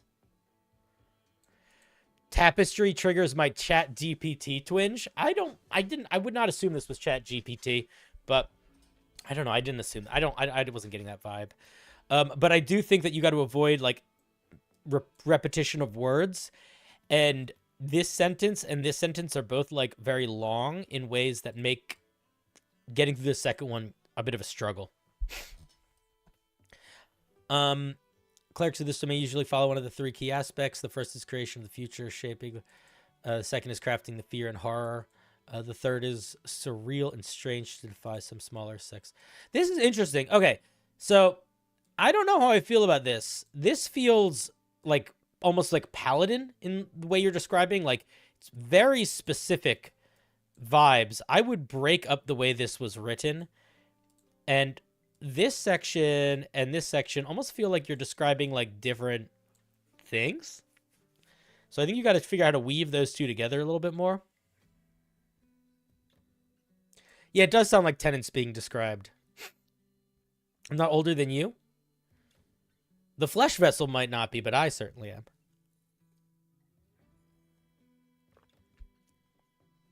Okay, let's see what spells we get. Charm Person, Sleep, Phantasmal Force, Augury, Hypnotic Pattern, Catnap, Phantasmal Killer, Charm Monster, Dream, Synaptic Static. This is a very strong spell list. I'm not against it. Is Charm Monster in the right spot? Is Charm Monster a 4th level spell? Why did I think it was 5th? I accept it as 4th. I don't need to look it up. It's all based on the Greek Onerio gods of sleep. So if that's true, man, I might consider getting these 3 ideas more expressly in the intro, because it just feels a little specific. I don't know, but it feels specific in a way that is like the tenant of a paladin, which is not the move, I think. Okay. Overall, I think the spell list is pretty solid. There's some really heavy hitters in here, but there's also some stuff that like is just really flavorful and not great, which I like. Catnap is a perfect example of a spell that most people will never take, but if it fits the vibe of your subclass and you have it for free, you will definitely get use out of it. I like that. Sleep is kind of that kind of spell too, actually. Although anybody that's like a power gamer knows that sleep is really, really powerful for the first couple levels. All right. So the vibe that I'm getting from the spell list is like mind messy sleep stuff. Honestly, CPR, you don't even need to change it that much. Like, keep the 3 ideas, but try to write them in a way that is less the first is this, the second is this, the third is this. Because that sort of gets us in that headspace that, like, ideas present in a way that they are more like bullet points or like tenets or stuff like that. It becomes less like a paragraph and more like a list, I guess. Does that make sense? That's kind of weird advice, but that is, I think, the best way I could describe that. Hold Monster is 5th. I screwed up. What'd you screw up? This is Charm Monster, not Hold Monster. I think you didn't screw anything up. Unless Charm Monster is 5th, and then you did screw something up. Okay, let's see what else we get at first level. We get Mental Discipline and Neroy's Boon. If you're going to include a character's name in a subclass feature, I would make that character's name appear way earlier. And it's not even given as an example. I would not use a character's name from a mythology if you're not specifically referencing that character in the flavor text. Mental Discipline. Your skill in reading a creature's mental state from their desires and fears.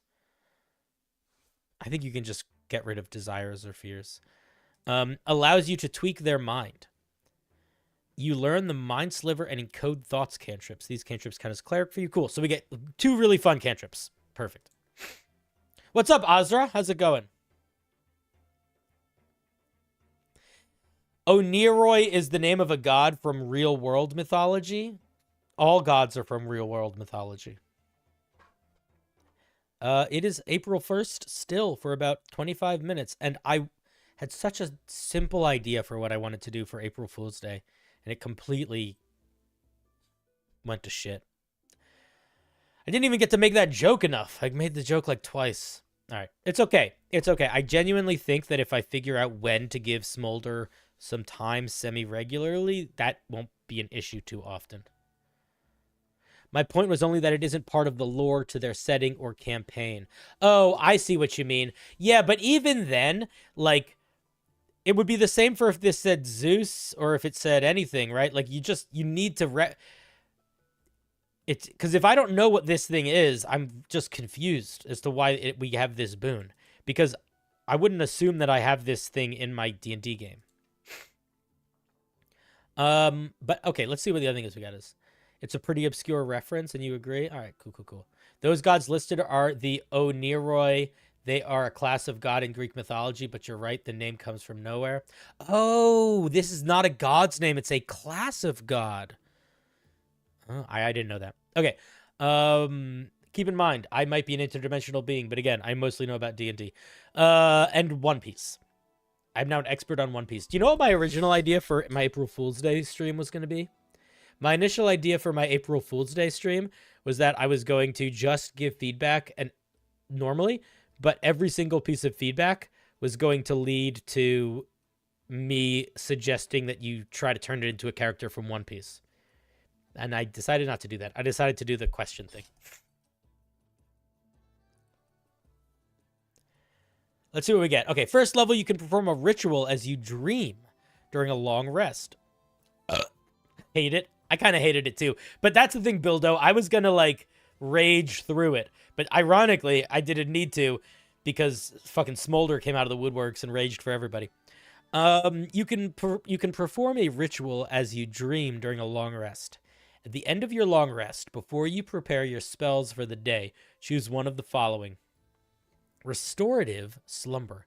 Whenever you target a creature with a first level spell or higher, you can grant it temporary hit points equal to 1d4 plus your wisdom modifier. Prescient Recovery. Whenever you target a creature with a spell of first level or higher, you can grant it the effects of Bless until the end of its next turn.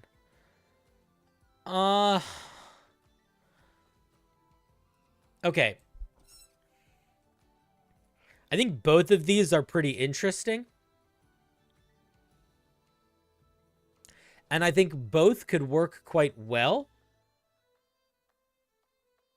Oh, the YouTube title's fucked too? All right, let me change. Okay. Homebrew Review Featuring Visit from Smolder. Sorry.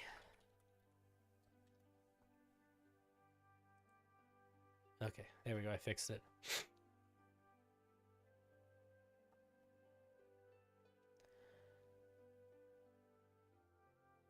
I don't think it's too much choice. It's two options. I think the choice is fine. I worry that it might be a little too much if it's the choices plus every time you cast any leveled spell. I think you got to limit when this procs a little bit. Yeah, I would also make this until the start of your next turn also for the second one. Like, I think your options are you can do this, like, proficiency bonus times per day, or you pick a specific spell. Maybe when you cast a spell from your spell list. I just think it shouldn't be every spell. But I think that both of the features are kind of good. The only other thing that I would say is I don't know if I buy them feeling like dreams. Like the dream subclass. I kind of get the first one because it's hit point recovery, which feels very similar to long resting. But I'm not sure how I feel about the bless one. Maybe it's fine, but from a flavor perspective, this one feels off. Power-wise, I think it's fine if you just limit it a little bit. I don't think you should limit it to healing, because that's what the Life Cleric does, but I think you could limit it in some way. And there's a lot of different ways you could. You could make it a resource. You could make it tied to specific schools of magic. There's all sorts of stuff you could do. Honestly, it might be worthwhile thinking about that a little bit, and then depending on what you want to use, changing your domain spells so that they work with that, or if you use domain spells, or just think about that a little bit. But in terms of what it actually does, I think it's good. I think it's fine. I'm going to be honest. I like this feature more, not because this is not interesting or well designed. This feature obviously required more design. I just really like Mind Sliver, and I really like Encode Thoughts. Like, as a player, I think I would get more use out of these than I would out of this, because I would use these spells a billion times a day. Second one feels more like dreams as aspirations rather than sleep. You know what? That's not a bad call. That might be something to tie in here. Start tying these. This one feels like slumber. Make this one more aspirational dreams. Like hope. Maybe call it prescient hope. I don't know. Because bless is kind of that, right? It's like, you can do it. I believe in myself. You don't have to concentrate on the bless effect, but it only lasts for 1 round. So I think it's fine, as long as it doesn't need to be, as long as there's a limit. Or resources or something like that. The spell lists mostly target foes, but that feature works best with allies. Yeah, that's why I was saying if you were going to tie it into this, you might need to completely rethink this spell list. If you were going to tie it to the spell list. Channel Divinity Lethargy. You can use your Channel Divinity to invoke a deep sleep. As an action, you present your holy What was that? Oh, the music just did something weirdly fixed. Sorry.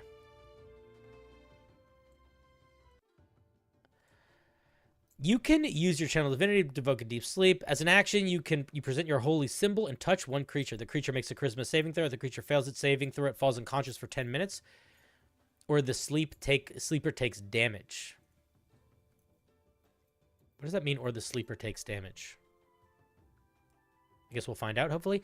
At 6th level, if it succeeds on the saving throw or is woken prematurely, it is still drowsy for 1 minute and can either take an action or move, but not both.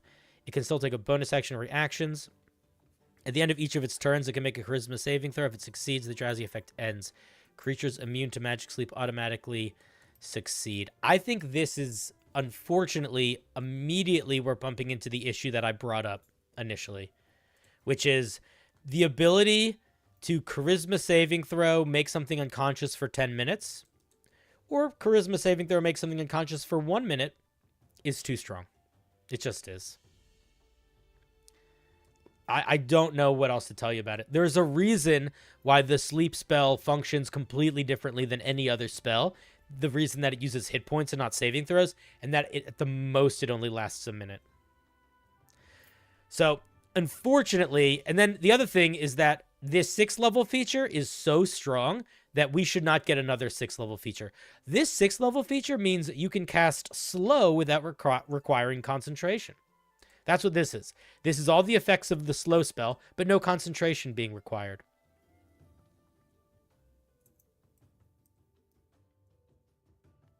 So I think that you got to rethink this one a little bit. And I would lean into thinking about think about it like this. What is the goal of this cleric? Like, what does the dream domain want its cleric to do? I'm not talking about what powers would make sense for a dream sleep cleric to have, but what is the point of a dream cleric? Like, what is its mission? What is the god that it gets its power from care about? And make those features more tied to those larger ideas, as opposed to just very specifically the idea of I put you to sleep. Yeah, exactly. The first part is basically a 6th level spell at 2nd level. Yeah. Let's look at the 6th level feature that is... So I'm just going to ignore this 6th level feature, and we're just going to pretend it doesn't exist, and I'm going to review this one as if it's the only 6th level feature. The Channel Divinity could be when you cast Sleep, instead of using D8s, you could use D12s. That could be a Channel Divinity. You cast Sleep in a special way. Doing so does not require a spell slot. Unless you want to upcast it. When you use this Channel Divinity, the D8s from your sleep spell are changed into D12s. That could work for sure. Let's look at Sandman's Wrath. You can perform a ritual as you dream during a long rest. At the end of your rest, before you prepare your spells, choose one. Okay, so this is the same thing as the 1st level feature. When you target a single creature with a spell, you can force it to make a charisma saving throw, or it's baned until the end of your next turn. Okay, same exact feedback. Neither one of these can be infinite. Both of these need to be resource-based. So same feedback. This needs to be resource-based.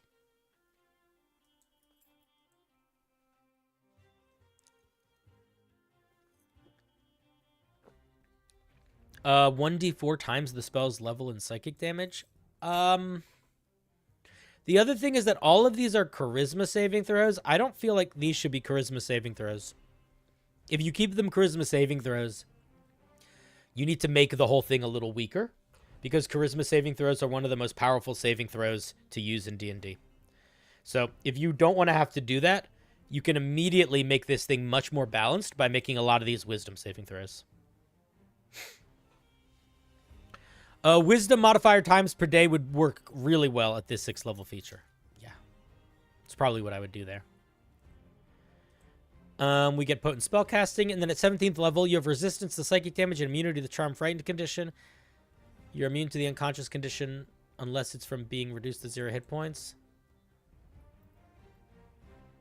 This sort of feels kind of like a nothing burger. I love you too. This kind of feels like a nothing burger. This last feature feels unnecessary. Like, I can't imagine when it would come up. And the other ones kind of feel like too little too late. I get getting resistance to psychic damage and sort of, but I don't know if I don't know, man. I think I would come up with something else. Like, maybe you can't be put to sleep, but that's not a 17th level feature. Like, give us something cool. Let us cast Mass Dream. Let us teleport people to the dream world. Let us make dreams. Let us bring dreams to the real world, reality. You know, let's you know, I don't know. There's a lot of things that I think we could do that would be like a little bit more, I think, fitting for a capstone. This, yeah, like if you changed this from immunity to advantage, this could be your 6th level feature.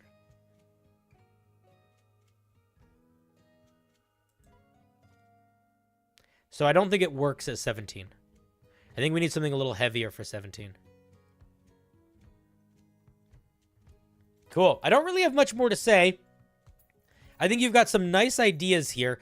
My biggest pushback is I wonder if One Rio's Boon and Sandman's Wrath do the best job of expressing dream stuff. I think they're interesting and they're good. I just don't know if I feel like I would associate those features with the dream things. And I think your Channel Divinity would be lovely if it was a video game, but I think you got to tone it back. And 17, I would say tone it up. The opposite. Make it bigger. Make it crazier. 17th level. So hard to get to 17th level. Anyway, thank you for sharing. Let's give Clear Power Ranger a round of applause. Thank you, thank you. Good night, Tradosio. You're a champion.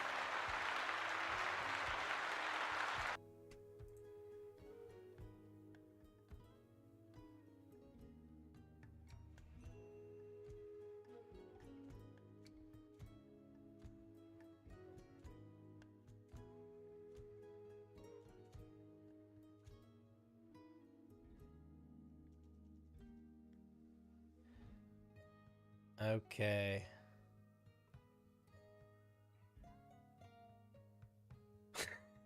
People are getting crazy in the Discord. I'm sorry. I see that there's like 100 Discord messages in my general chat. I'm so curious what they say.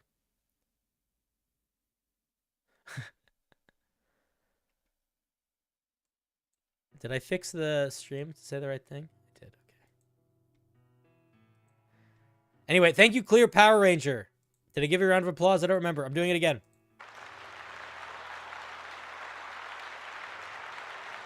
I think it has a lot of good ideas in it. It's not the first time I've seen people try to, like, tackle dream-based stuff in D&D. And I always think it's an interesting challenge because, I mean, we talked about it when we talked about the channel divinity, but it's really hard to make the ability of sleeping and unconsciousness into something that is a balanced mechanic to get access to at any sort of regular interval. Anyway, thank you, Clear. You're champion.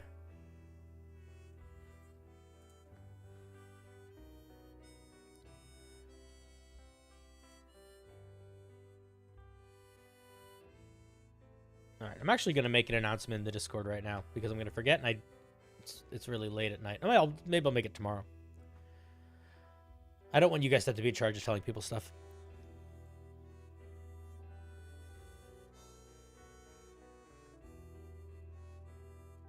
What level or CR are you? I am not a character in D&D, so I'm neither a level nor a CR.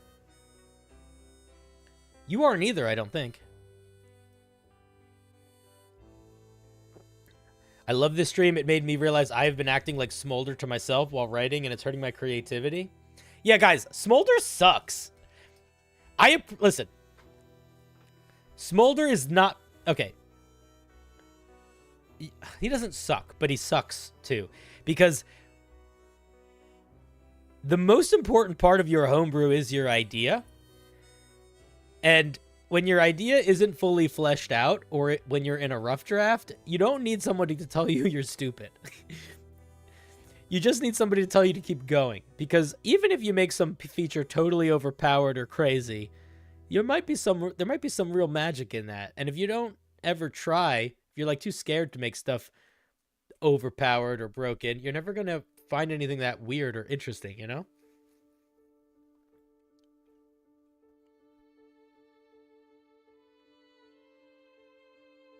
You changed your submission? Oh, okay. All right, Wheel, you heard it, you fucking bitch. Taking over my show? Getting Smolder in here? Yazikon is ready for you, Wheel. So you better listen, or they're going to bed. I can't believe the Wheel turned on me like that. I just can't believe it. I thought we were on a team, man. I guess I was sort of pushing my boundaries a little bit in terms of, like, coming to your dimension for doing the things that, but, you know, it was whatever. I thought I was cooking with my last Cleric subclass you looked at and you tore it apart. It was very humbling. I don't remember what that was, Avery. Will you remind me? Buggada buggada buggada buggada buggada buggada buggada buggada buggada buggada buggada buggada buggada buggada boo. Matuku. Or Osvaldo. I will say though that some of y'all got to work on finishing concepts before you submit. Yes, all of them do. The all-seeing cleric. Yeah. I liked that idea, but that was another one that it did feel like it was more of a cool idea than the implementation felt like it was going to work. But it was a cool idea also. So don't not do it. I like it. Okay, Mataku is here. Amazing.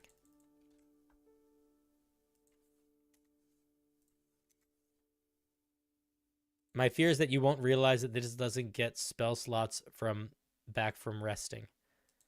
Why doesn't it get spell slots back from resting? All right, let me guess. I'm going to guess before I looked at it. I saw its name is Siphon. It either gets spell slots back by doing something like attacking or eating or something, or it gets spell slots back by like sacrificing hit die. That's my guess. Before I see it. This is called the Siphon. So, whenever we look at a full class, we don't read the whole class. We only read the level 1 and level 2 features, and that's it. And the main reason for that is if your class doesn't feel like a whole class by level 2, it doesn't need to be a class. It can be a subclass. Or you need to change it so it feels like a whole class so that you can justify the rest of it existing. With that in mind, let's see what we get. We have Karmic Debt at first level, and then at second level we get a Fighting Style, and Spellcasting, and Inconceivable Theft. Okay. It's a D8, Light, Medium Armor. We get all the weapons. Not all the weapons, all the swords. Some skills. Karmic Debt is a big chunk of text. You are a... I'm going to be very honest with you, Matt Taku. It is likely, depending on what Karmic Debt does, that might be the only feature I read, depending on how much work it needs. You are a practitioner of gathering, even that which is not physical. Starting from first level, you can command the blessing and misfortunes of the day. You start with 0 karma and are able to add and hold up to 5 karma. Karma lasts until you finish a short or long rest and can be gained in the following ways. When you deal damage to a creature, when you unwillingly take damage, when you use an action to successfully aid another creature, such as when a creature succeeds on attack due to using the help action, and when you use an action to hinder a creature, such as the shove action, successfully knock a creature prone. So a couple things that I want to point out here is that, so this is level 1 that we're getting this, which is kind of a big deal, because that means that all of these directly, very easily can be multi-classed into. So there's certain things that I think I question the specifics on. For example, what does using an action to hinder a creature mean? Like, what isn't hindering a creature? Is casting the spell Banish hindering a creature? Is casting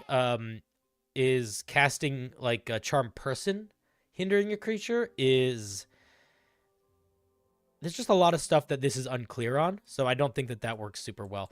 The other thing that I want to point out, and we're going to get into what these features do, but if there is not a limit to how often we can get access to these points, this is essentially an infinite use feature, which means it has to be really, like, shockingly underpowered compared to other features, or it doesn't work. So if this is, it's not even a bag of rats situation. It's literally, we have 4 different ways to recover these points. They can happen all the time. D&D is a massive game.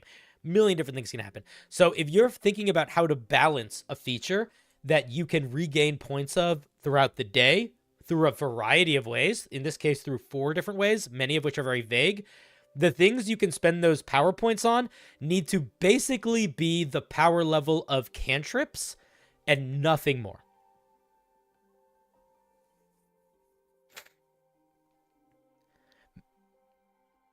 There's tweaks and stuff. That's not, don't take that 100% literally, but if any of these features feel like cantrip level power, or even a little bit higher than cantrip level power, this doesn't work.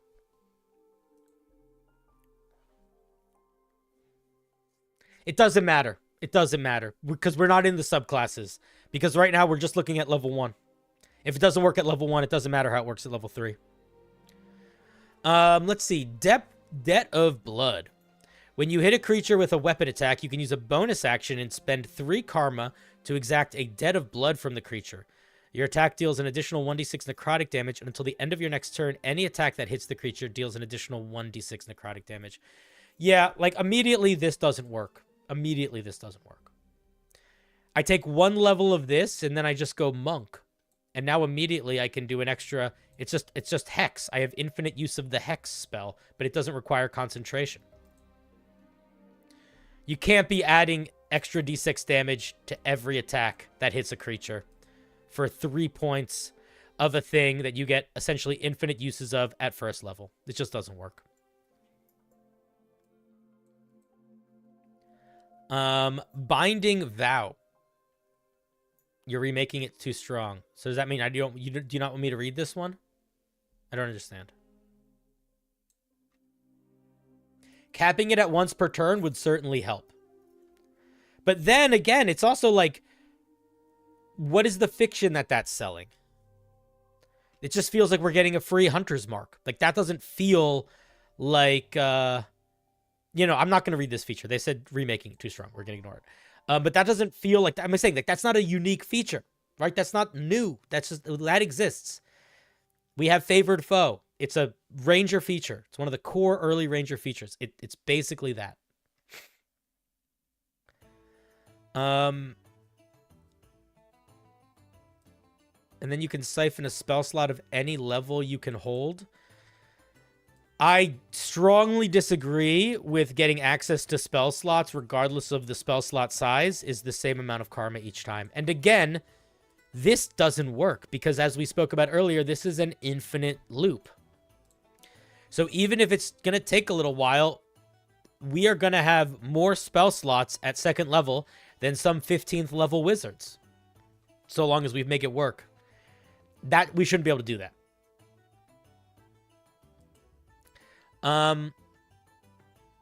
So yeah, I think you might need to go back to the drawing board if this is your main feature. Because this feature, I feel like, for me, doesn't really work. You might decide that I'm being too harsh on the idea that you can have, like, infinite resources with it, but I don't think I am.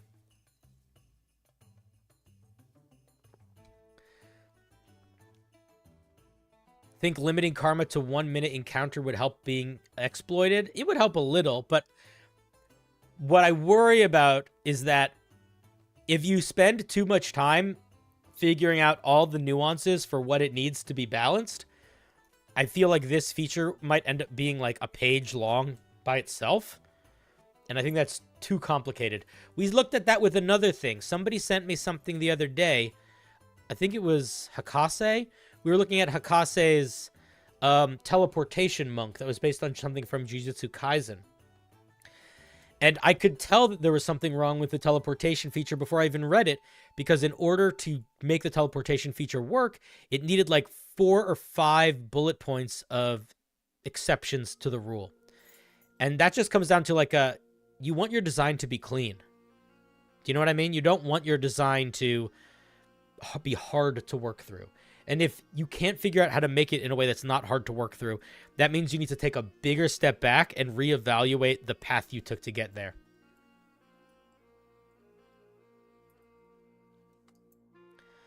It gets fighting styles. Okay, yeah, I mean, I would argue that this doesn't feel like a new class yet. Fighting style is not enough of a second level feature to feel like anything. The spellcasting is not particularly different. We're getting another thing at second level. Starting at second level, you can use your action to touch a caster within reach to steal magic from it. Make an ability check. If you succeed, the target loses the number of spell slots equal to your proficiency bonus. We don't need another way to get spell slots if we can siphon for spell slots. Siphoning for spell slots is infinite spell slots. We don't need this. I would also say that if you did want to keep something like this, this is a perfect example of something to compare to like Arcane Recovery, where it's a once-a-day feature. It's not an infinite use feature. So I think you need to reevaluate your core gameplay loop of you don't start inherently with resources, but you can build them up and then you can expend them at infinite to use stuff. I think that core gameplay loop doesn't work. And I would also say, to be fair, I did not look at Binding Vow because you said too strong, but from what you describe of the class up here, I don't feel like Debt of Blood feels like it is tied to that class. And I don't understand why we're getting a fighting style. So yeah, I think that it feels like it needs a little bit more focus earlier, and I think you gotta re-evaluate your karmic debt system. And those are my thoughts.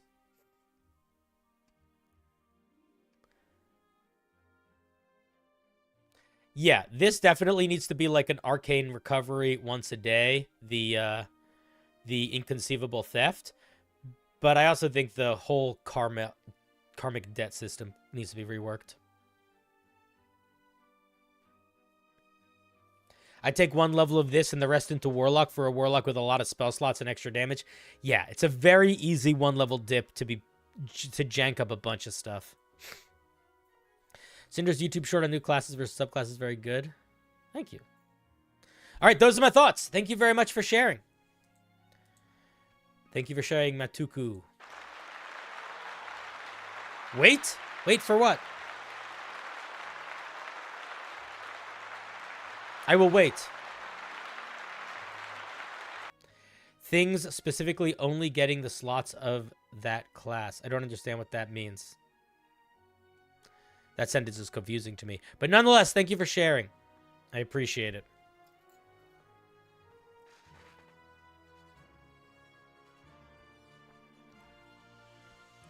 It looks like MCDM resource management inspired. And maybe that works for those systems, but I'm not super familiar with them, so I don't know. Ooh, who just gave me money? Why are you guys giving me money? That's very nice of you. Bench Guy coming in with the 500 bits for the first time chat. That's very generous. It's very kind of you. We are doing a homebrew review.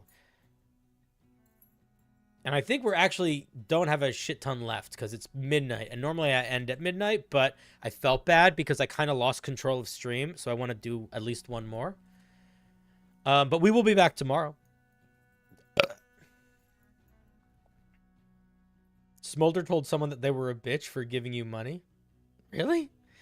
What a fucking asshole. That's how I make a living. This is literally how I make a living. What a... He's trying to get into your heads. He's trying to get into your heads.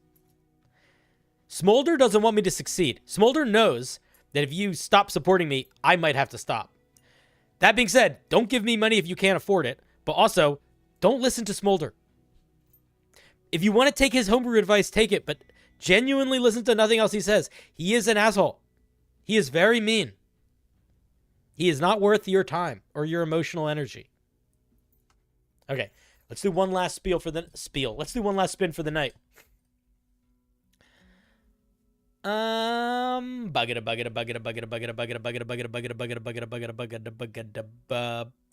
Norter.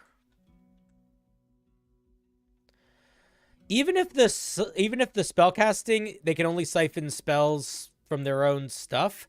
I think the karmic debt is the bigger issue. Is the infinite spell slots, or the infinite abilities. Even if I could just make it so a guy takes 1d6 damage every time I hit him, that's the hex spell for free infinitely. And I could take one level dip to do that. You know? What happened to that paragraph? What paragraph?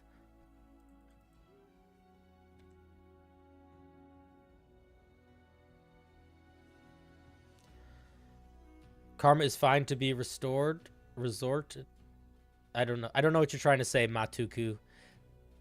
Your typing is broken. But I do think that an infinite restoration, an infinite resource system doth not make a balanced game. Next, we have Norter, who apparently is afraid of fear itself, or a raccoon with a top hat. When I was in Canada years and years ago, in the region of Boneco Park in Ontario, I worked at a camp that had massive raccoons, like a big raccoon problem. And you'd see bears and raccoons and all the time. I saw moose a couple times. It was really out in the fucking woods. But the raccoons were so big that like they looked almost like wolves. Like they were big enough that it would be a bad thing for it to attack you outside of rabies. Like it would maybe fuck you up. Karma is fine to be reworked. Oh, I see. Reworked. Yeah. Maybe you could put caps on certain abilities. Cinder, have you ever eaten raccoon? No, I've never eaten raccoon. I would try it. I'm a big fan of eating animals. I used to kill animals and eat them pretty regularly. I don't kill them as much. One time, I was dating a woman who was like an avid vegan animal rights activist.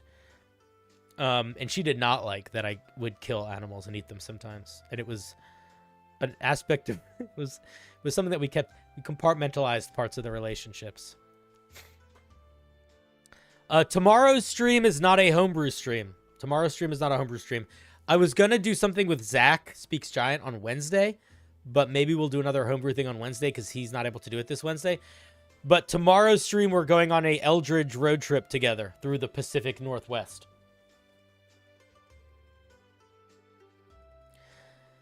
Okay, this is the Shield of Talmon. Here it is in YouTube. Here it is in Twitch. I don't think I've reviewed the Bright Bite, Hakase. I don't think so. Need help for 2 things: rarity level and number of charges. The Shield of Talmon, the Brave, the Shield of Oh No, Please Don't Hurt Me, requires attunement. We don't know the rarity because they need help with the rarity. You silly goose. Legend says that this guy was a renowned scholar who lived his life buried under old books and parchment. We don't need this much flavor text. I'm going to skip the rest of it. Generally speaking, I am not a big fan of flavor text more than this much space on a magic item. I just don't, unless it's for a magic item that is like really plot important for your game. I would say you don't need more than that. I would keep it at that length. Cinder, can you ask Smolder to ask the wheel to roll me? Smolder is not here. I love Zach Speaks Giant. I really hope I'll be able to watch that stream. We're not doing that on Wednesday. Me and Zach are buddies. We play a lot of Helldivers together. When I get a new computer that can actually run multiple things at the same time, I'll play Helldiver with him on stream. Your band has a song in that game? Fuck yeah, dude. The story is really funny, but you can still keep it super simple. Listen, Data says your story is funny. I think you should say good pat on the back. If people think the story is funny, amazing. But I don't want to have to read a story to read a magic item. So I would put the story above it somewhere. Or make it a lot shorter. But yes, I'm going to be starting... There's going to be a couple new things that are... Smolder said he might do a Wednesday stream. We'll see about that.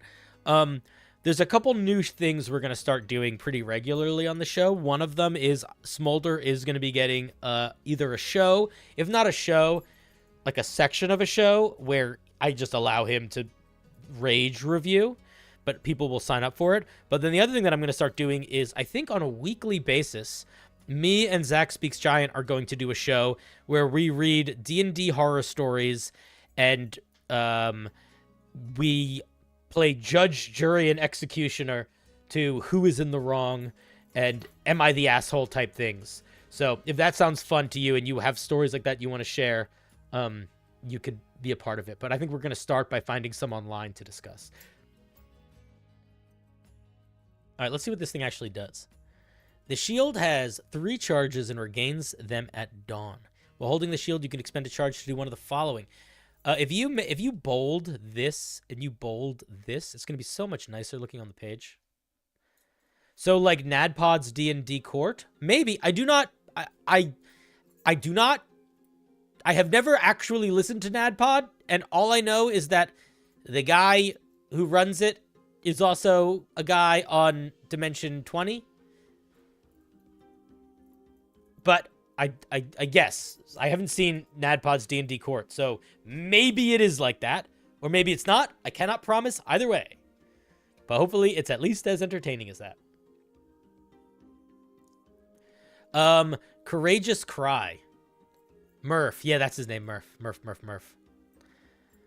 I know Nadpod is good. Everybody that I respect tells me it's amazing. Everybody whose opinion I respect tells me it's amazing. I just haven't listened. It's so hard to listen to everything. Okay, let's see what this shield does. We lose a charge. Courageous Cry. During your turn, while taking the attack action with a melee weapon, you can activate the shield to distract an enemy. The shield emits a loud "ah!" mimicking the sound that this guy made during his first and last attack on a storm giant. Your target must make a DC 14 wisdom saving throw or have their AC reduced by 1d6 until the beginning of their next turn. Don't use gendered language when you're talking about targets, because it could be a he, it could be a she, it could be a it could be anything. So say their or its next turn. Okay, let's read the next one. When you are the target of an attack with a melee weapon, you can use your reaction to call upon the last moment of what's their name in the Brave. You gain the benefits of the shield spell until the beginning of your next turn. In addition, your attack hears "oh no" in his native language. He must make a wisdom saving throw or miss the attack. Why do we need the benefit of... Why are you doing that? We don't need a saving throw. Either make it the shield spell or make it this. It doesn't need to be both. That doesn't make any sense.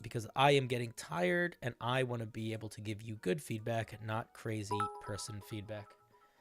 Yazakon, thank you for the Clap for biddies. Smolder. Clap for Smolder. Oh, you're crazy.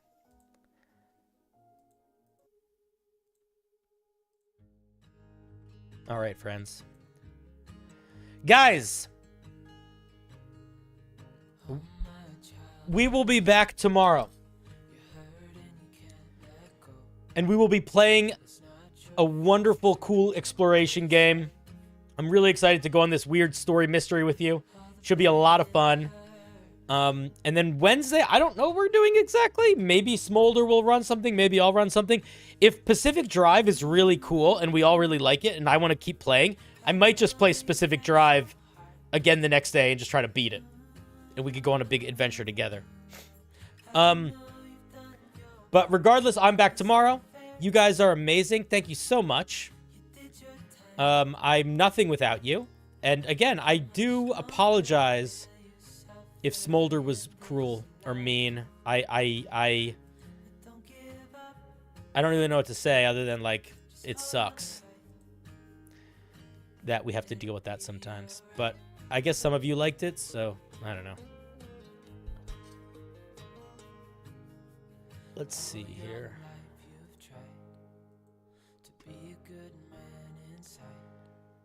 Alrighty. Who should we raid? Please give us credits on YouTube. I don't have that set up right now. That's so much work to do. I want to do it. I'd like to do it again. I don't think I can at the moment.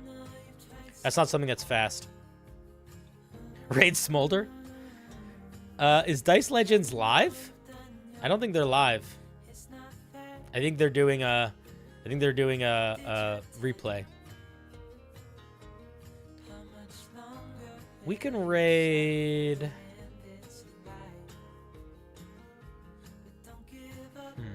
Let's raid Darling Creepshow. Oh, she's ending her stream. Never mind. We're not gonna raid Darling Creepshow. We could raid No Man. What's No Man doing? All right, we're gonna raid No Man. Raid a small rando? Okay. We're gonna raid. Let's see. Let's find a good one. Or not a good one. Let's just find one where there's people.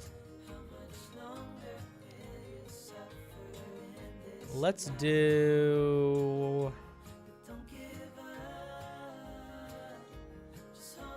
We'll do Mortal Rolls. Let's raid Mortal Rolls. I don't know these guys. YouTube, if you want to join us on the raid, come over here. That's the site we're going to. Twitch. You guys are amazing.